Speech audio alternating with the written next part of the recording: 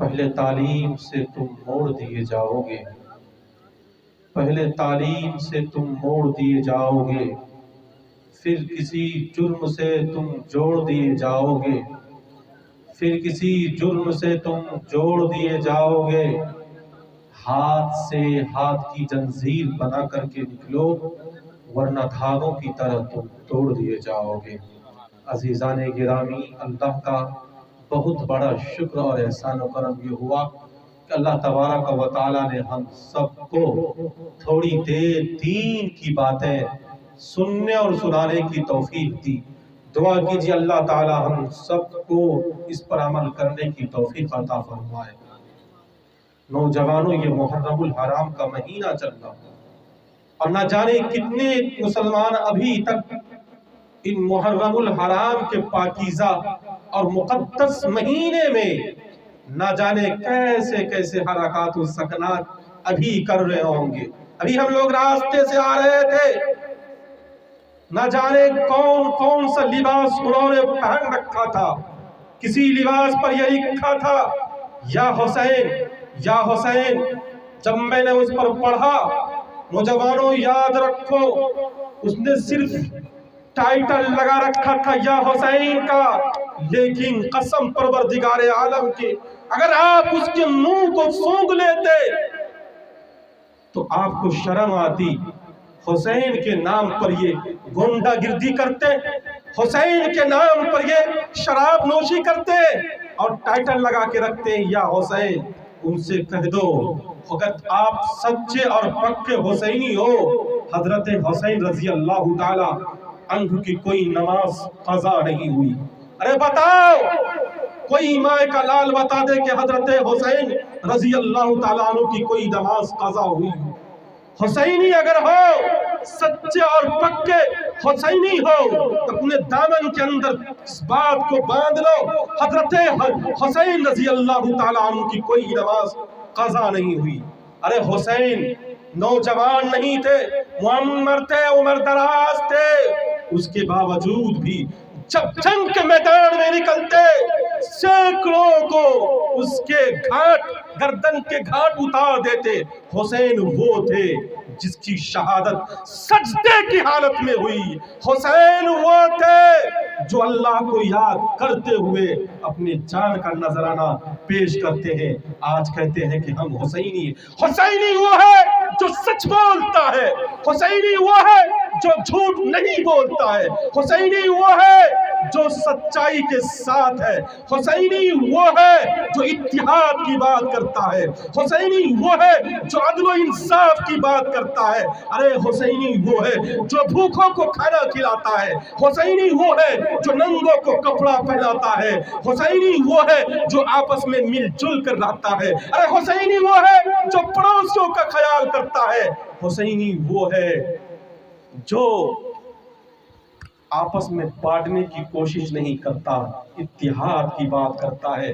آج طے کر لو، تمنا کر لو کہ اگر ہم اور آپ سچے اور پکے حسینی ہیں تو محرم کے خرافات سے ہم لوگ بچیں گے انشاءاللہ۔ کتنے لوگ ہیں بتائیں تھوڑا ہاتھ اٹھا کر کے؟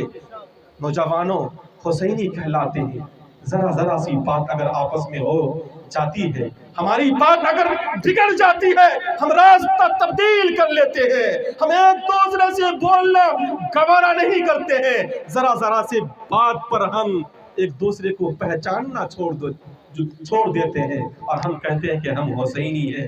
حضرت امام حسین رضی اللہ تعالیٰ عنہ نے حق اور انصاف کے لیے اپنے جان کا نذرانہ پیش کیا۔ نوجوانوں، میں تاریخ کے حوالے سے تھوڑا بہت کربلا کا واقعہ میں آپ کے سامنے رکھنے کی کوشش کرتا ہوں، اس کے بعد منتر اور شلوک بھی میں آپ کو انشاءاللہ سنانے کی میں کوشش کروں گا۔ حضرت حسین رضی اللہ تعالیٰ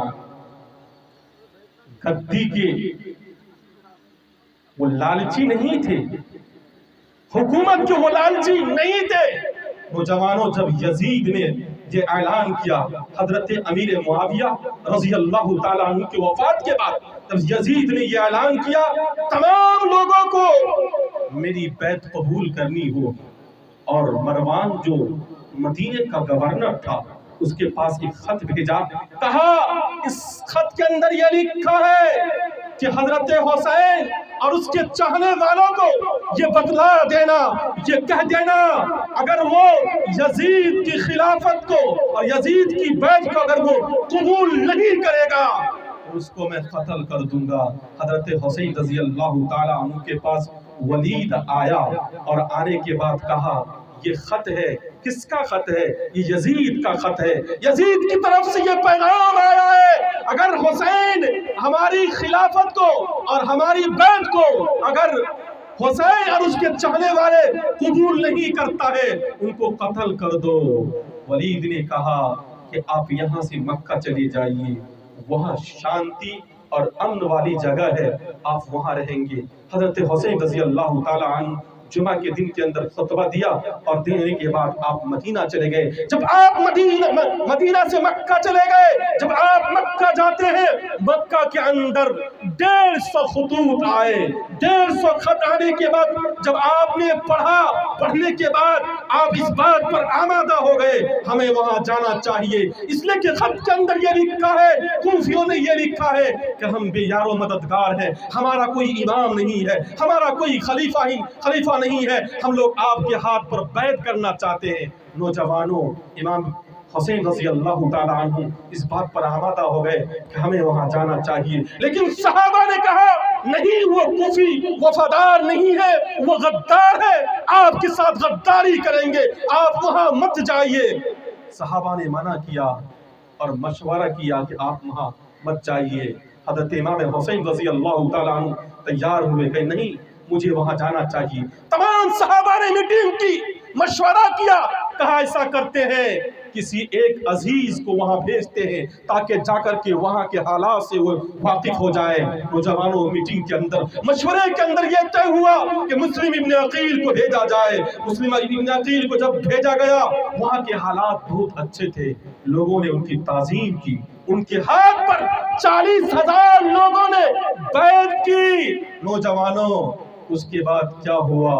یزید کے پاس خبر پہنچی کہ مسلم ابن عقیل کے پاس 40,000 لوگوں نے بیعت کر لی ہے۔ یزید نے ابن زیاد کو حکم دیا کہ جاؤ تم مسلم ابن عقیل کو شہید کر دو۔ نوجوانوں، قصہ مختصر، مسلم ابن عقیل کو شہید کیا گیا، اور اس سے پہلے مسلم ابن عقیل نے ایک خط بھیجا تھا امام حسین رضی اللہ تعالیٰ عنہ کو۔ اس خط کے اندر یہ لکھا تھا کہ یہاں کے لوگ آپ کے منتظر ہیں، آپ کے چاہنے والے ہیں، آپ کے متوالی ہیں، آپ کے ماننے والے ہیں، آپ کے ہاتھ پر یہ لوگ بیعت کریں گے۔ نوجوانوں، جب حضرت حسین رضی اللہ تعالیٰ عنہ مکہ سے کوفہ کی طرف کوچ کرنے لگے، سفر کرنے لگے، راستے میں ایک شاعر سے ملاقات ہوئی۔ شاعر نے پوچھا کوفہ کا کیا حال ہے؟ شاعر نے کہا کہ وہ لوگ غدار نکلے جن لوگوں نے مسلم ابن عقیل کے ہاتھ پر بیعت لی تھی، ان لوگوں نے غداری کی اور مسلم ابن عقیل کو شہید کر دیا۔ حضرت امام حسین وہاں سے بھی ارادہ کیے کہ ہمیں لوٹ جانا چاہیے، لیکن مسلم ابن عقیل کا جو بھائی تھا وہ یہ کہتا ہے نہیں، میں اپنے بھائی کا بدلہ ضرور لوں گا، اگر بدلہ نہیں لے سکا تو میں جا کر کے وہاں شہید ہو جاؤں گا، لیکن میں یہ چاہتا ہوں کہ اپنے بھائی کا میں بدلہ لوں۔ نوجوانوں، جب یہ لوگ گئے امام حسین رضی اللہ تعالیٰ عنہ کو وہاں کے فوجیوں نے گھیر لیا، اور امام حسین رضی اللہ تعالیٰ عنہ نے کہا کہ تم لوگوں نے مجھے بلایا ہے، یہ دیکھو یہ تمہارے خط ہے، اس خط کے ذریعے سے تم لوگوں نے یہ بلایا مجھے، اور یہاں آ کر کے تم لوگ میرے ساتھ غداری کر رہے ہو۔ نوجوانوں، ان لوگوں نے کہا یہاں پر آپ کی کوئی حجت نہیں چلے گی، آپ کے ماننے والے، آپ کے چاہنے والے، آپ کے متوالی جو تھے وہاں جنگ کے اندر لڑائیاں لڑتے ہوئے وہ اللہ کے راستے میں شہید ہو گئے، حتیٰ کہ آپ کے جو چہیتے لختے جگر تھے علی اصغر کو بھی شہید کیا گیا، علی اکبر کو بھی شہید کیا گیا۔ نوجوانوں، اس کے بعد امام حسین رضی اللہ تعالیٰ عنہ شہادت کا جام پیے۔ کس حالت میں آپ نے نماز کی مہلت لی، اور نماز پڑھتے ہوئے سجدے کی حالت میں جب امام حسین گئے تو ان ظالموں نے حضرت امام حسین رضی اللہ تعالی عنہ کے گردن کو سر کو تن سے جدا کر دیا، اور حضرت امام حسین رضی اللہ تعالی عنہ شہید ہو گئے۔ کس لیے شہید ہوئے؟ وہاں حق اور باطل کی لڑائی تھی، آپ نے باطل کے سامنے سر تو کٹایا لیکن سر جھکایا نہیں۔ نوجوانوں آج ہم کہتے ہیں کہ ہم حسینی ہیں، ہم حسینی ہیں۔ اگر آپ حقیقت میں حسینی ہو تو انشاءاللہ حسین رضی اللہ تعالیٰ عنہ سے سچی اور پکی محبت کرو گے۔ کتنے لوگ ہیں ہاتھ اٹھا کے بتلاؤ انشاءاللہ۔ ارے اس دھرتی پر قیامت تو آ سکتی ہے، زلزلہ برپا ہو سکتا ہے، لیکن صحابہ جیسے محبت کرنے والے اس دنیا کے اندر کوئی پیدا نہیں ہو سکتا۔ بلال حبشی رضی اللہ تعالیٰ عنہ کہتے ہیں، کیا کہتے ہیں؟ جب مجھے اللہ کے نبی علیہ السلام کی یاد آتی تھی آپ کے وفات کے بعد، میں حضرت حسین کو دیکھ لیا کرتا تھا، میرے دل کو ٹھنڈک پہنچ جایا کرتی تھی۔ اللہ کے نبی نے کہا حضرت امام حسین اور ہمارے حسن یہ دونوں ہمارے دل کے ٹکڑے ہیں، ہمارے جان ہیں، ہم ان سے محبت کرتے ہیں، تم بھی ان سے محبت کرو۔ اور جو حضرت حسن سے محبت کرے گا اللہ کے نبی علیہ السلام اس سے محبت کریں گے اور اللہ بھی ان سے محبت کرے گا۔ اس لیے اگر ہم اور آپ حضرت حسین رضی اللہ تعالیٰ عنہ سے سچی اور پکی محبت کرتے ہیں تو یاد رکھو یہ کل کے بعد جو عاشورہ کا روزہ آنے والا ہے کہ انشاءاللہ ہم لوگ عاشورے کے روزے کو ہم لوگ رکھیں گے انشاءاللہ۔ نوجوانوں اس روزے کی فضیلت سنو، اس روزے کی فضیلت کیا ہے؟ اللہ کے نبی علیہ السلام نے کہا کہ جو شخص عاشورہ کا روزہ رکھتا ہے اس کے لیے 1 سال کے گناہ کے لیے یہ روزہ کفارہ بن جاتا ہے، یعنی اس کے 1 سال کے گناہ معاف کر دیے جاتے ہیں۔ اللہ کے نبی علیہ السلام نے کہا جو شخص ایک روزہ رکھتا ہے عاشورہ کا اس کے لیے 30 دن کے روزے کے برابر ثواب عطا کر دیا جاتا ہے۔ اس لیے عاشورے کی روزے کی فضیلت کو سمجھو، غنیمت جانو۔